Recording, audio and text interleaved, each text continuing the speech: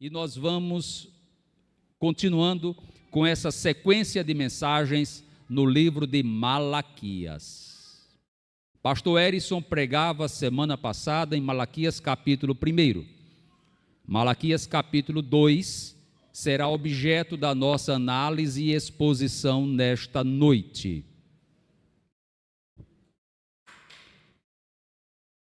Diz a palavra de Deus. Malaquias é um livro pequeno, são apenas 4 capítulos, é o último livro do Antigo Testamento.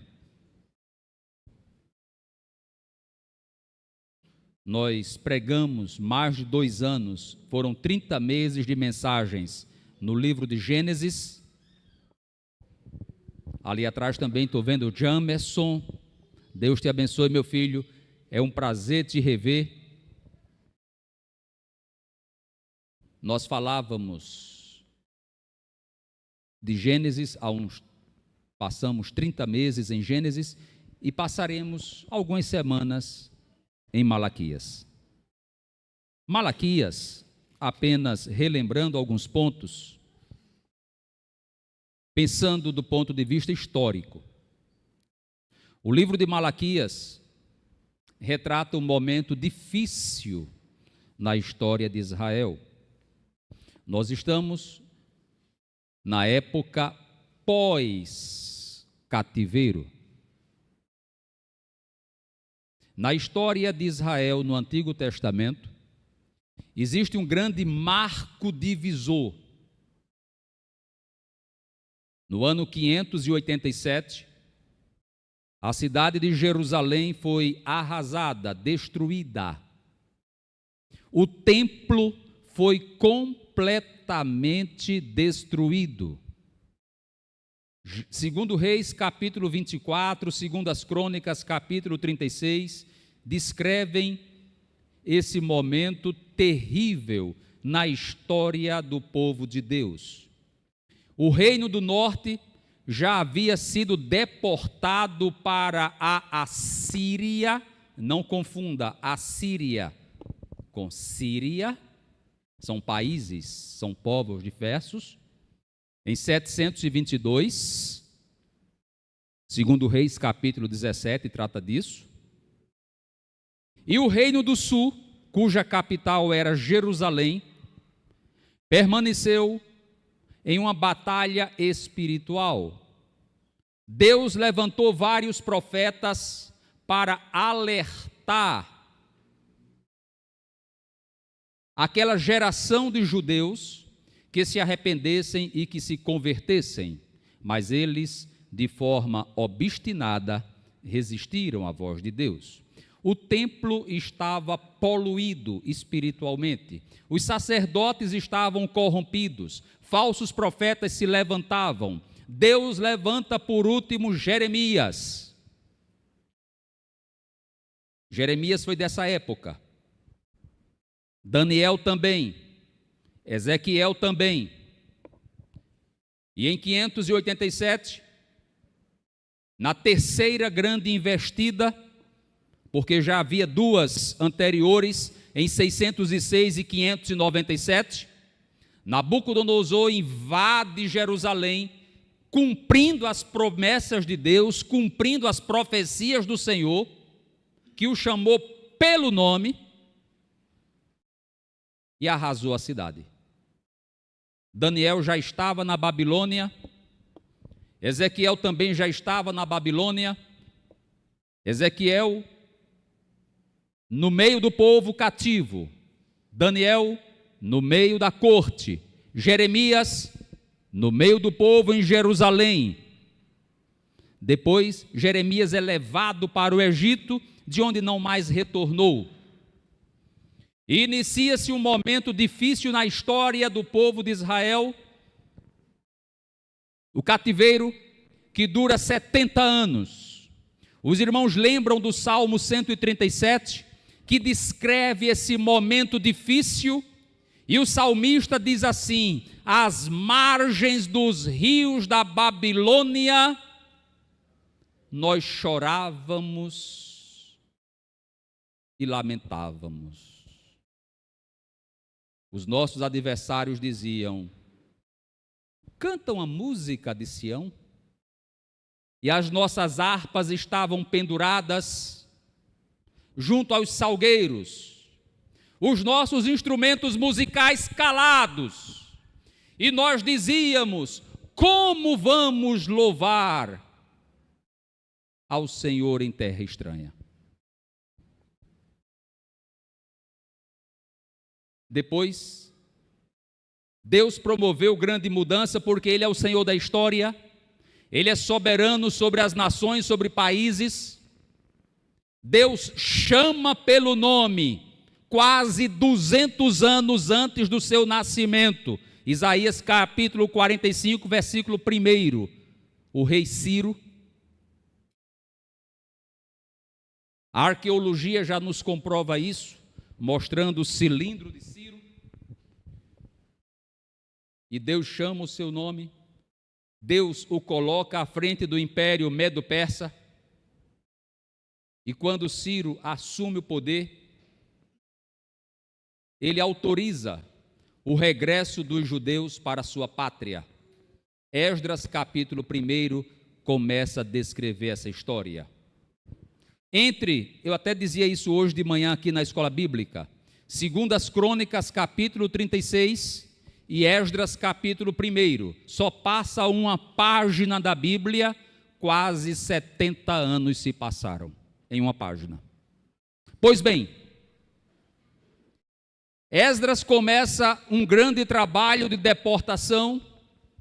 Depois nós vamos ter anos após Neemias visitando Jerusalém para a reconstrução dos muros. A casa do Senhor começa a ser reconstruída, o templo foi novamente levantado e Zorobabel está à frente desse ministério. Malaquias é desse período. Um período difícil, um período de dores espirituais, um período em que o povo deveria e poderia estar cada vez mais consagrado ao Senhor, mas infelizmente ainda continuava no seu engano. Malaquias capítulo 2 é uma dura mensagem para os sacerdotes daquela época. Dura. Vocês vão ler comigo, nós hoje estamos sem a projeção, não tenho como me socorrer desse recurso autodidata, mas nós vamos pensar juntos a proporção que nós vamos lendo. Malaquias capítulo 2, veja como ele começa o texto. Agora, ó sacerdotes, para vós outros é este mandamento. Ele está dizendo assim: a palavra de Deus vem agora para os líderes religiosos. Sacerdotes, abram os ouvidos. Vocês vão ouvir a palavra de Deus agora, o recado de Deus para vossas vidas. Se o não ouvirdes, e se não propuserdes no vosso coração dar honra ao meu nome, guarde essa expressão, honra ao meu nome. Nós vamos meditar nessa expressão. Diz o Senhor dos Exércitos: enviarei sobre vós a maldição e amaldiçoarei as vossas bênçãos. Já as tenho amaldiçoado, porque vós não propondes isso no coração. Eis que vos reprovarei a descendência, atirarei excremento ao vosso rosto, excremento dos vossos sacrifícios, e para junto destes sereis levados. Então sabereis que eu vos enviei este mandamento, para que a minha aliança continue com Levi, diz o Senhor dos Exércitos. Minha aliança com ele foi de vida e de paz. Ambas lhes dei eu para que me temesse. Com efeito, ele me temeu e tremeu por causa do meu nome. A verdadeira instrução esteve na sua boca. A injustiça não se achou nos seus lábios. Andou comigo em paz e em retidão, e da iniquidade apartou a muitos. Porque os lábios do sacerdote devem guardar o conhecimento, da sua boca devem os homens procurar a instrução, porque ele é mensageiro do Senhor dos exércitos. Mas vós tendes desviado do caminho. Guarde essa expressão. Nós vamos meditar nessa expressão, desviado do caminho. E por vossa instrução tendes feito tropeçar a muitos. Violastes a aliança de Levi. Guarde essa expressão. Nós vamos meditar nessa terceira expressão. Violastes a aliança de Levi, diz o Senhor dos exércitos. Por isso, também eu vos fiz desprezíveis e indignos diante de todo o povo, visto que não guardaste os meus caminhos e vos mostrastes parciais no aplicardes a lei. Guarde essa expressão, mostrar parciais. Amém? Eu pedi para os irmãos 4 destaques nesse texto. Dar honra ao meu nome, desviado do caminho, violar a aliança de Levi e se mostrar parcial.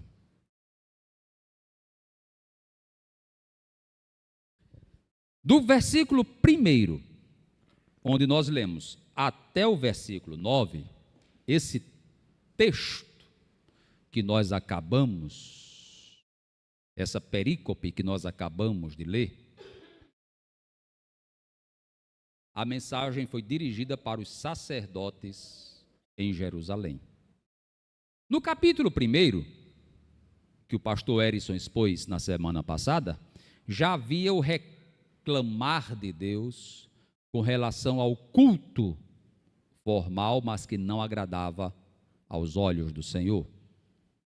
O templo em Jerusalém, nessa época, mesmo em fase de construção, reconstrução, e o culto sendo restabelecido, infelizmente, a saúde espiritual do povo era muito frágil.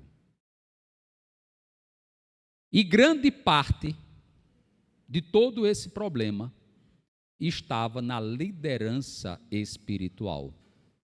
Deus chamou homens da tribo de Levi para serem sacerdotes e para ministrar a lei.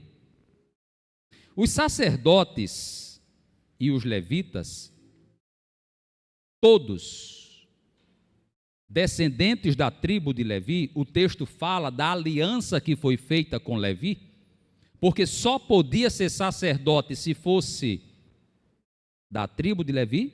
E tem mais um detalhe: para ser sacerdote tinha que ser descendente de Arão, ou pela linhagem de Eleazar, ou pela linhagem de Itamar, que foram os filhos remanescentes de Arão. Os levitas tomavam conta de todo o serviço que era realizado no santuário. Nós passamos aqui 6 meses estudando o tabernáculo na escola dominical. Quem acompanhou comigo tem essa noção bem específica. Os levitas cuidavam do santuário até de transportá-lo, e os sacerdotes cuidavam dos sacrifícios. Havia 5 modalidades de sacrifícios que eram realizados no santuário. O santuário, que era dividido com o Santo dos Santos, onde exercitava os sacerdotes o seu mistério, e o Santo dos Santos, onde o sumo sacerdote, uma vez por ano, no dia da expiação, hoje também chamado de Yom Kippur, ministrava a propiciação. O culto em Israel antigo era muito diferente do culto de hoje. O povo não tinha acesso ao santuário. O povo não entrava no santuário. Dentro do santuário, apenas os sacerdotes. No pátio, havia um acesso, mas mesmo assim limitado. Mesmo nos dias de Jesus Cristo, no grande templo construído por Herodes, nós já mostramos maquete aqui, a réplica desse templo de Herodes, havia o pátio dos gentios, havia o pátio das mulheres, havia limitações.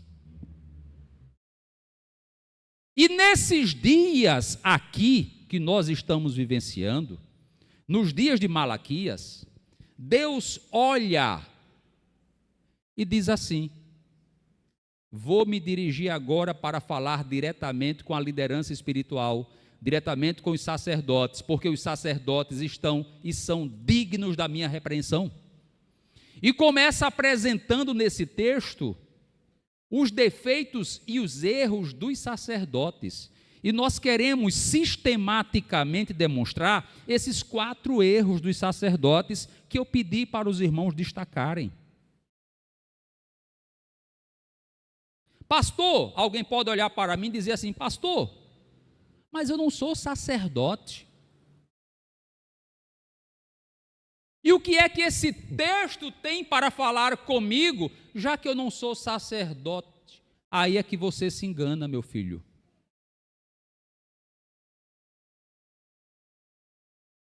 Aí é que se engana, por quê? Porque, fala bem Josival aqui, desde o Novo Testamento, nós somos ensinados lá em 1 Pedro capítulo 2, versículo 9, que nós somos geração, sacerdócio real, nação santa, povo adquirido. Essa irmã é de escola dominical, viu? Aí você abre a Bíblia em Apocalipse 5, versículo 9, e lá está escrito que digno é o Cordeiro de abrir os selos, porque ele morreu, e com seu sangue ele comprou para Deus povos de todas as línguas, tribos, povos e nações, e os fez e os constituiu diante de Deus como reis e sacerdotes.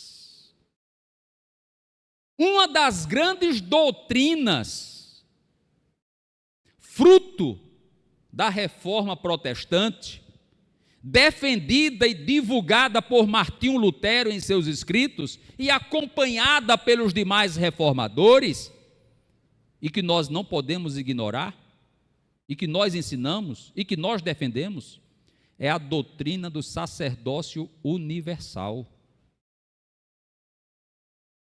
Os irmãos conhecem isso. Os irmãos já aprenderam isso aqui em escola dominical comigo mesmo. A doutrina do sacerdócio universal dos crentes. Eu sou. Tony é. Josival é. Jamerson é. Nós somos sacerdotes no reino de Deus. Permitam-me, antes de apontar os 4 erros dos sacerdotes antigos, esclarecer isso. Essa ideia de que o líder religioso é o sacerdote. O líder religioso é o sacerdote. Isso é um engano, viu? Isso é um equívoco. Isso é doutrina romanista. A Igreja Católica, com muito respeito que nós podemos ter, a teologia católica, enxerga na figura do padre a figura do sacerdote. Pastor não é sacerdote. Pastor não é intermediário. Nós não somos intermediários. Isabel, você chega no trono de Deus com a sua própria oração, em nome de Jesus. Você não precisa, Cabral, de um intermediário. Na Umbanda se precisa de elos.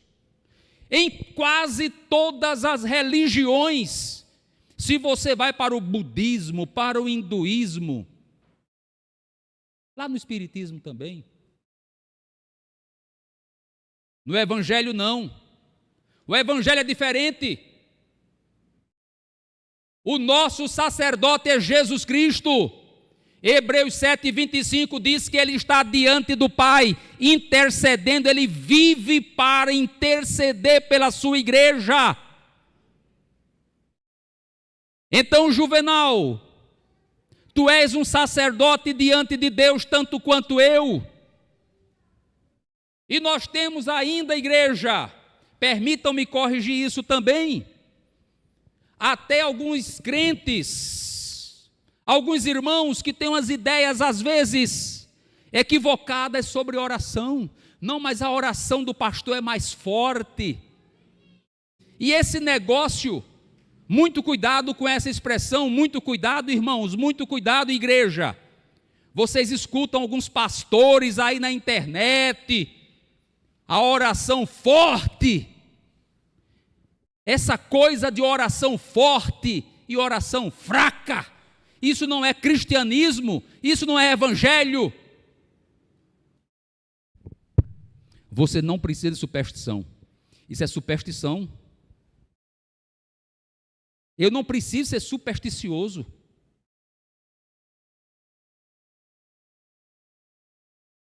Todos nós somos chamados por Deus, inclusive, para orar uns pelos outros. Você é sacerdote do seu lar, como disse Josival, lidere a sua família em oração na palavra de Deus. Você é sacerdote no seu trabalho, represente o evangelho, represente o reino de Deus onde você estiver. Você é sacerdote do reino de Deus onde você estiver, então pregue o evangelho. Todos nós fomos chamados para pregar, todos nós fomos chamados para interceder, todos nós fomos chamados para levar alguém a Cristo. A missão é sua, Adirlene, tanto quanto minha. A missão é nossa. Então, dentro desse contexto, deixa eu mostrar para vocês os 4 erros que Malaquias capítulo 2 demonstra, evidencia contra os sacerdotes de Israel, e nós vamos pegar isso para pensar em nossas próprias vidas. Primeira mensagem que eu pedi para destacar, qual foi? Honra ao meu nome. O que significa isso? Significa que os sacerdotes daquela época não estavam honrando o nome do Senhor. Nós somos os sacerdotes no reino de Deus no século 21.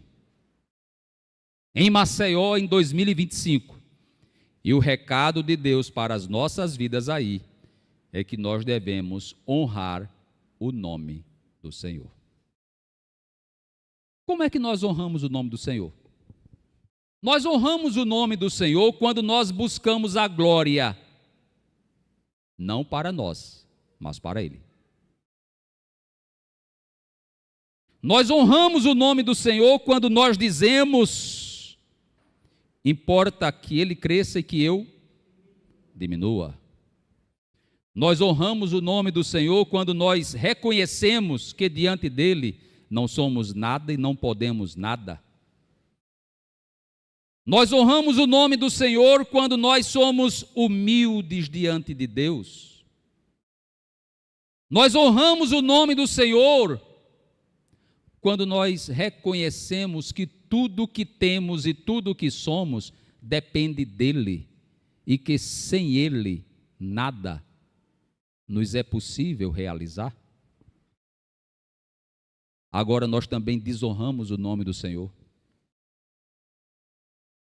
E nós estamos vivendo um evangelho parecido, um evangelho, permitam-me dizer, nós estamos vivendo um momento em que o evangelho está se assemelhando aos dias de Malaquias, e Deus olha para o Brasil e diz assim: tem sacerdotes aí que não estão honrando o meu nome? Porque trazem a honra, a exaltação para si, para o seu próprio ministério. O mundanismo já tomou conta de muitos ministérios. E nós temos muitos ministérios, irmãos, ditos evangélicos, que são extremamente egocêntricos, focados no homem, liderados por aquele homem ou por aquela mulher, que tudo gira em torno daquela pessoa. Nós temos até igrejas, permitam-me, retratos, fotos.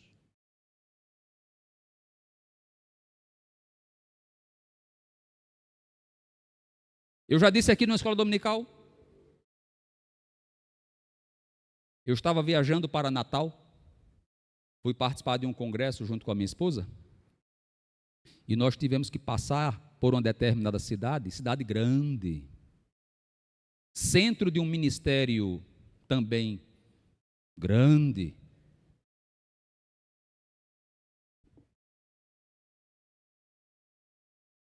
E na praça, muito próximo de uma determinada igreja grande, nós descemos para fazer uma fotografia, porque o líder espiritual, o pastor daquela igreja, durante muitos anos, morreu, e na praça que fica na frente da igreja, construíram uma estátua. A estátua deve ter uns 3 ou 4 metros de tamanho, e é a estátua do pastor. Pasmem.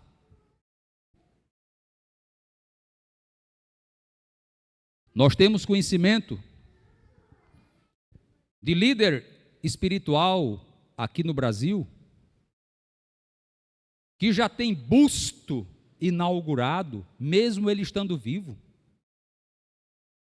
Se já tivesse morrido era um problema, e com ele vivo, para mim, o problema ainda é pior.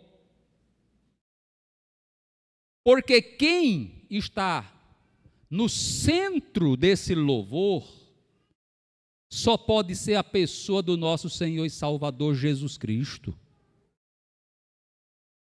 Nós não podemos honrar os nossos nomes além do que a natureza e a palavra de Deus nos permite. Há um limite. Nenhum de nós quer ter o nome desonrado, nenhum de nós. E ter um bom nome, ser respeitado, é um dom de Deus também. Mas nós não podemos jamais permitir nenhum tipo de endeusamento, de idolatria, de exaltação espiritual, seja lá com quem for. O único que deve ser exaltado e glorificado é o nosso Senhor e Salvador Jesus Cristo. A Ele, e somente a Ele, toda a honra e toda a glória. Amém? O segundo texto que eu pedi para os irmãos destacarem, qual foi? A segunda expressão? Desviar dos caminhos. Só que quando você olha a partir do versículo 4, esse texto, Malaquias está falando sobre a função do sacerdote. O sacerdote tem que ensinar a lei, tem que falar corretamente, mas vocês não estão fazendo isso não. Muito pelo contrário, vocês estão desviando o povo do seu caminho, vocês estão ensinando heresias, vocês estão ensinando coisas erradas. Pedro quer me ajudar a pregar. Deus te abençoe, meu filho, em nome de Jesus. Malaquias transmite essa mensagem. Esse tipo de comportamento que vocês vêm fazendo, esse tipo de conduta, esse tipo de ensinamento, vem apenas desviando o povo do caminho do Senhor. Aqui eu tenho um grande alerta de Deus. Nós não podemos ensinar heresias. Nós não podemos ensinar coisas erradas ao povo de Deus. Se nós somos sacerdotes de Deus, onde nós estivermos, qualquer um de nós, fale corretamente a palavra do Senhor. 2 Timóteo capítulo 2, versículo 15, nos ensina isso, quando nos diz que nós devemos manejar bem a palavra da verdade. A ideia aqui é de fazer o corte certo. 1 Pedro capítulo 3, versículo 15, nos diz que nós devemos estar preparados para responder àqueles que nos perguntam a razão da nossa fé. E o próprio Pedro, na sua segunda epístola, no capítulo 2, versículo 1, nos faz um alerta de que do mesmo modo que no passado se levantaram falsos profetas, no nosso tempo, hão de se levantar falsos mestres. Ô igreja, e nunca se levantou tanto falso mestre como nesses últimos tempos. Sacerdotes repreendidos pelo Senhor, porque não estão ensinando corretamente a palavra do Senhor, e como o texto diz aí, pastor Erison, estão desviando o povo do seu caminho. Nós já temos pessoas querendo atualizar as Escrituras. Nós já temos pessoas relativizando as Escrituras. Nós já temos pessoas que não defendem mais o sola Escritura. Nós já temos pessoas que já não defendem mais a doutrina da Santíssima Trindade. Nós já temos pessoas que não creem mais em volta de Cristo. Nós já temos pessoas que defendem pensamentos até modernos, até atualizados, mas que se chocam diretamente com os ensinamentos das Escrituras Sagradas. Toda a sabedoria desse mundo, todo o conhecimento deste mundo, toda a ciência deste mundo se encerra na palavra de Deus. Estude, pesquise, desenvolva. Mas leia e interprete corretamente a palavra de Deus. Não desvie o povo do seu caminho, porque os falsos mestres, e tem uns que são até piores e mais perigosos, porque são movidos a dinheiro. Perigosos. Terceira expressão que nós pedimos para destacar, qual foi? Qual foi? Violou a aliança de Levi. Os irmãos lembram que eu falei que o contexto histórico de Malaquias é daquela época pós-cativeiro. Citei Esdras, citei Neemias, a reconstrução do templo de Zorobabel, Lembram disso? E o texto agora está apontando o seguinte: vocês estão violando, quebrando a aliança de quem? Levi. O que significa isso? Quebrar a aliança de Levi.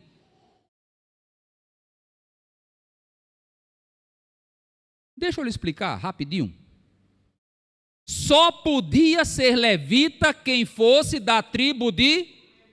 O nome já diz. Levita, Levi. Só podia ser sacerdote quem fosse da tribo de Levi. E para ser sacerdote, tinha que ser da descendência de Arão. O pacto, a aliança que Deus fez com Levi, estabelecia o ministério sacerdotal apenas na sua linhagem. Isso vai ser quebrado nos dias de Cristo, porque Cristo não era da tribo de Levi, Cristo era da tribo de Judá e se transforma no nosso verdadeiro, único e suficiente sumo sacerdote, Jesus Cristo. Mas nos dias de Malaquias, nós encontramos aquele povo desrespeitando a aliança que foi feita com Levi. Vou dar um exemplo a vocês. Abra a Bíblia comigo em Neemias capítulo 13. É um exemplo.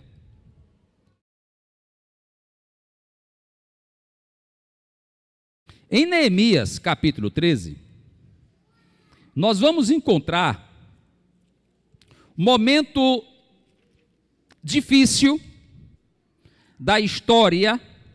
É o último capítulo de Neemias.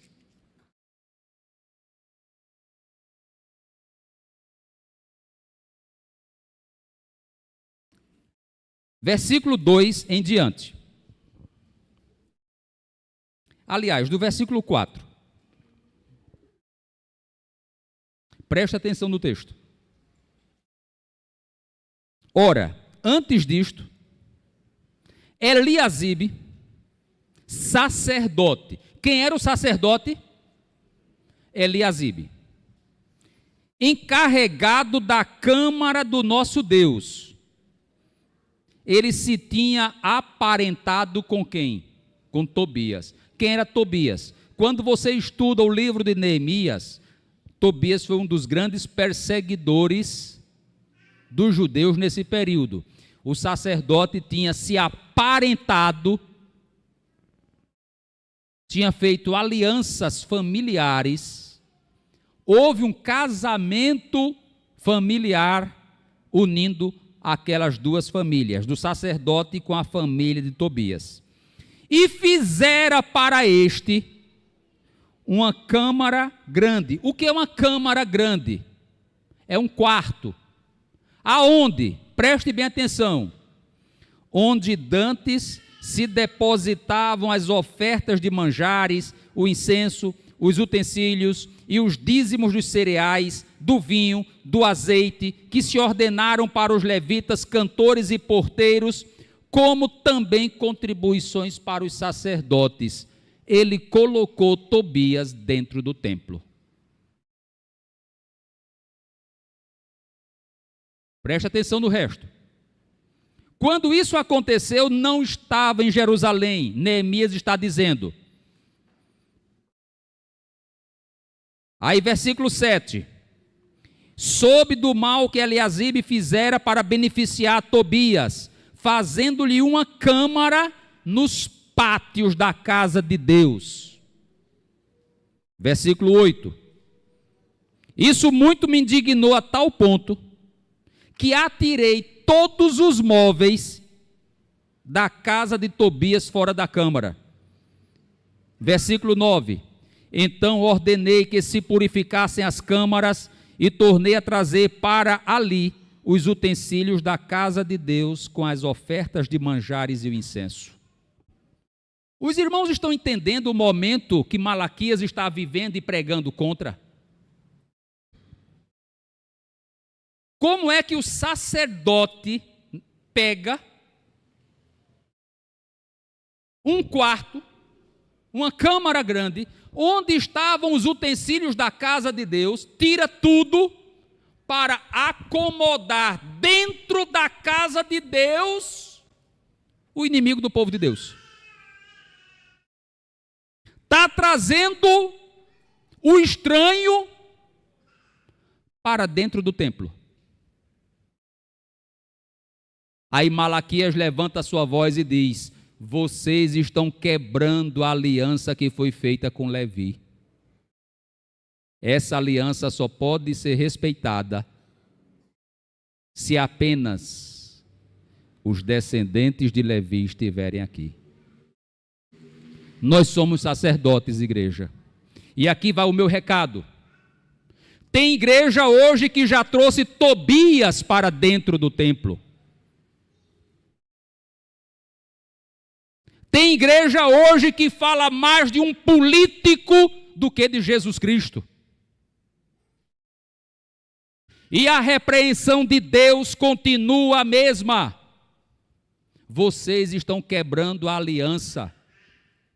Nós não podemos trazer o mundo para dentro da igreja, nós não podemos trazer Bolsonaro para dentro da igreja, nós não podemos trazer Lula para dentro da igreja. Aqui nós pregamos e adoramos Jesus Cristo.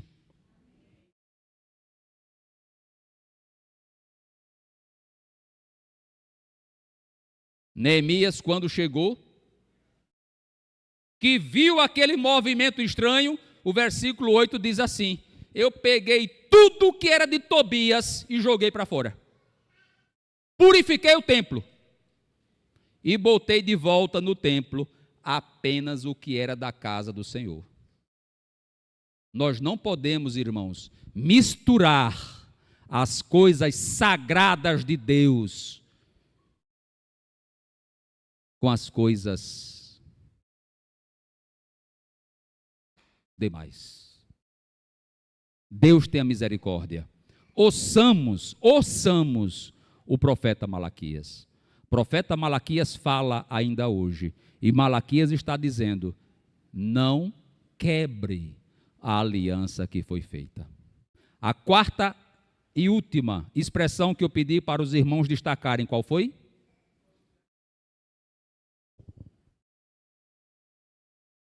Cuidado, está no versículo 9, não é isso? Malaquias está dizendo: vocês não são imparciais, vocês estão sendo parciais. O que é ser parcial? É aquele que trata um de um jeito e trata outro de outro jeito. O sacerdote gostava de quem era rico e desprezava quem era pobre. O sacerdote gostava de quem tinha uma influenciazinha ou influência grande e desprezava quem era vulnerável, pequeno. Eles eram sacerdotes, eles eram ministros infiéis, eram ministros parciais. Recado de Deus para as nossas vidas hoje, Malaquias falando ainda hoje: trate a todos do mesmo modo. Rico ou pobre, não tem diferença.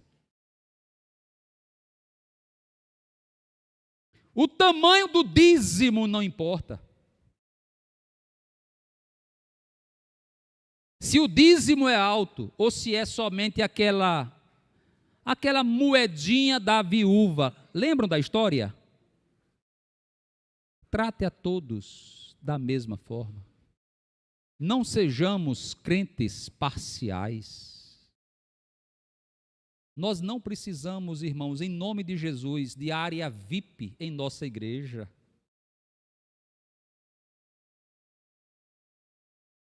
Pastor, parece que o senhor hoje está apertando. É porque Malaquias fala hoje. Malaquias fala hoje: não seja parcial. Se nós tivermos amanhã pessoas famosas frequentando a nossa igreja, serão muito bem-vindas para ouvir a palavra de Deus, porque todos pecaram e destituídos estão da glória de Deus. Venham ouvir a palavra de Deus. Mas o seu ego não será aqui amaciado, porque é o único, repito, em nome de Jesus, o único cujo nome deve ser exaltado e glorificado, enaltecido para todo sempre, é o do leão da tribo de Judá, o Salvador da nossa vida, o Salvador da nossa alma, a brilhante estrela da manhã, a raiz de Jessé, aquele que morreu por nossos pecados, Jesus, o Filho de Deus, que é o caminho, a verdade e a vida, que é a videira verdadeira, que é a luz do mundo, que é a fonte da água da vida, Ele e somente Ele. E olha, igreja, Ele não faz acepção de pessoas. Ele olha para cada um de nós dentro das nossas necessidades. Ele lhe escuta no seu anonimato. Pode ser até que alguém nem observe a sua vida, pode ser até que alguém nem lhe conheça, mas Ele sabe todos os seus dramas existenciais, Ele conhece cada momento da sua vida. Ele acompanha a sua oração na madrugada. Então nós aprendemos aqui, com o profeta Malaquias, que nós devemos tratar a todos de igual forma. Que Deus nos abençoe. Que Deus fale aos nossos corações. E que nós tenhamos condições de sermos verdadeiros sacerdotes na presença de Deus.